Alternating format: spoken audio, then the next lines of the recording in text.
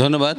বগুড়ার প্রথম ধাপের যে নির্বাচন সেখানে সোনাতলা, সারিয়াকান্দি, গাবতলী এই তিনটি উপজেলায় ৬৭ জন যে প্রার্থী আছেন চেয়ারম্যান সহ তাদের মধ্যে প্রতীক বরাদ্দ চলছে এবং প্রতীক বরাদ্দে দেখা যাচ্ছে যে লটারি করে প্রতীক দেওয়া হচ্ছে, আবার কেউ কেউ এমনি পেয়ে যাচ্ছেন।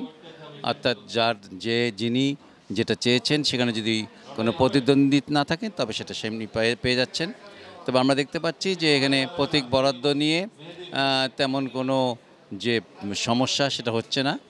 আর একটা কথা বলে রাখি যে এখানে আপনার হলো সারিয়াকান্দিতে কিন্তু যে পাঁচজন আপনার হলো প্রার্থী চেয়ারম্যান প্রার্থী আছেন তার মধ্যে শাহদারা মান্নান এমপির পুত্র, এমপির ছেলে তিনিও আছেন।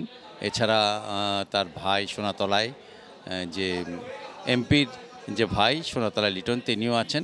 তারা অলরেডি প্রতীক বরাদ্দ পেয়ে গেছেন এবং গাবতলীর যারা আছেন তারাও প্রতীক বরাদ্দ নিচ্ছেন। তো প্রতীক বরাদ্দ নিয়ে দেখা যাচ্ছে লটারি করছেন, লটারির মাধ্যমে প্রতীক বরাদ্দ হচ্ছে। তো মোটামুটি আমরা যেটা দেখতে পাচ্ছি যে এখানে যে প্রতীক বরাদ্দ সেখানে তেমন কোনো যেটা সমস্যা হচ্ছে না। তারা যে যেটা চাচ্ছেন সেটাই মোটামুটি পেয়ে যাচ্ছেন, না হলে পরে লটারি হচ্ছে। বগুড়া থেকে মোটামুটি এই ছিল আমার কাছে সর্বশেষ সংবাদ।